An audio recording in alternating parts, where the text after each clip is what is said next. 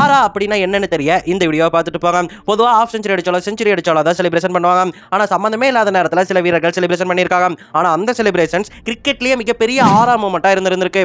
அப்படியான ஆரா செலிப்ரேஷன்ஸை இந்த வீடியோல நம்ம பார்த்துருவோம். நம்பர் 1, பிரைன் லாரா 400 அடிச்சது எல்லாருக்குமே தெரியும். 2004 ஆண்டு இங்கிலாந்துக்கு எதிராக நடந்த போட்டியில் அவர் 400 ரன்களை குச்சிருந்திருப்பாரு.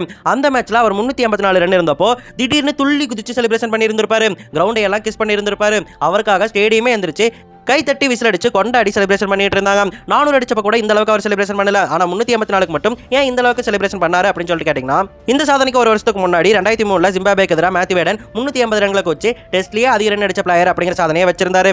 அந்த சாதனையை முறியடிச்சே ஆகணும் அப்படின்னு சொல்லிட்டு பிரைன் லாரா பிளான் போட்டு வச்சிருந்தாரு. மேத்யூ வேடனுக்கு 380 அடிச்சோடனே ஃபோன் பண்ணி அவர் பாராட்டி இருந்தாரு.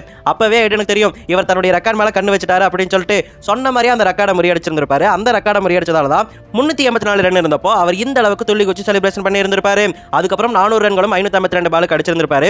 அந்த சாதனையை 20 வருஷம் ஆகியும் இப்போ வரைக்கும் யாரும் முறியடிக்கவே இல்லை.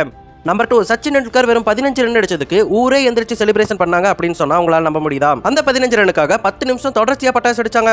அப்படி என்னதான் நடந்துச்சுன்னு கேட்டீங்கன்னா, 2008 ஆண்டு ஆஸ்திரேலியாவுக்கு எதிராக ஒரு டெஸ்ட் போட்டி இந்தியா ஆடிட்டு இருந்தாங்க.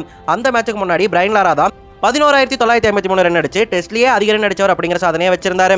அந்த சாதனையை முறியடிக்க டெண்டுல்கருக்கு 15 ரன் தேவைப்பட்டுருச்சு. அந்த வகையில் அந்த மேட்ச்ல 15 ரன் அடிச்சதுக்கு அப்புறம் ஸ்டேடியமே எந்திரிச்சு சச்சினுக்காக கொண்டாடி இருந்திருப்பாங்க. ஸ்டேடியத்துக்கு வெளியும் ஸ்டேடியத்துக்குள்ளேயும் நிறைய பேர் பட்டாசுகள் வெடிக்க தொடங்கினாங்க. அந்த பட்டாசுகள் 1 நிமிஷம் கிடையாது, 2 நிமிஷம் கிடையாது, கிட்டத்தட்ட 10 நிமிஷத்துக்கு மேல தொடர்ச்சியா பட்டாசுகள் வெடிக்கப்பட்டுட்டே இருந்துச்சு. ரோட்ல வண்டியில போயிட்டு இருந்தவங்க கூட டிவி வச்சிருக்கக்கூடிய கடைகள்ல வண்டியை நிறுத்திட்டு அந்த காட் லெவல் மூமெண்ட்டை பார்த்துட்டு இருந்தாங்க. அந்த அளவுக்கு ஐகானிக் மூமெண்டா அந்த ஒரு மூமெண்ட் இருந்துச்சு. 15 நிமிஷம் அந்த மேட்ச் ஆனது தடைப்பட்டே போயிடுச்சுன்னு சொல்லலாம். அந்த அளவுக்கு பட்டாசு வெடிச்ச புகைமூட்டமானது கிரவுண்டையே சுத்து போட்டுன்னு சொல்லலாம். எம்எஸ் தோனியும் ரிக்கி பாண்டிங்கும் என்னடா நடக்குது அப்படின்னு சொல்லிட்டு புரியாம பார்த்துட்டு இருந்தாங்க. அந்த அளவுக்கு மிகப்பெரிய மூமெண்டா இந்தியன் கிரிக்கெட்ல அது இருந்துச்சு. அப்படியாக இப்போ வரைக்குமே டெஸ்ட்ல அதிக ரன் அடிச்சவரா சச்சின் டெண்டுல்கர் மட்டும்தாங்க இருக்காரு. நம்பர் 3, ஒருத்தர் டக் அவுட் ஆனதுக்காக ஸ்டேடியமே எந்திரிச்சு கை தட்டினாங்கன்னு சொன்னவங்களால நம்ப முடியுதா? அது வேற யாருக்கு? ஓஜி டான் பிராட்மேன் தாங்க. 1948 ஆண்டு டான் பிராட்மேன் தன்னுடைய கடைசி டெஸ்ட் போட்டியை ஆடி இருந்தாரு. அந்த டெஸ்ட் மேட்ச்ல அவர் டக் அவுட் ஆகி தாங்க வெளியே போயிருந்தாரு. ஆனா அவர் டக் அவுட் ஆனதுக்கு மக்கள் எல்லாருமே எந்திரிச்சு நின்று கை தட்ட துவங்கி இருந்தாங்க. ஏன்னா அவர் பண்ண சாதனைகள் எப்படி 6996 ரன்கள் டெஸ்ட்ல கோச்சிருந்தாரு. அவருடைய ஆவரேஜ் 99.94. இப்போ வரைக்கும் அதை யாராலும் முறியடிக்க முடியல. அவர் ஆன அந்த ஒரு மேட்சை பார்க்க பொருளாதார சூழ்நிலை மந்தமா இருந்தப்பவே அந்த மேட்சை கூட்டமா மக்கள் வந்து பார்த்துட்டு போனாங்க. அந்த அளவுக்கு காட் லெவல் ஹியூமன் பீயிங்கா கிரிக்கெட்ல இருந்தவர் தான் டான் பிராட்மேன்.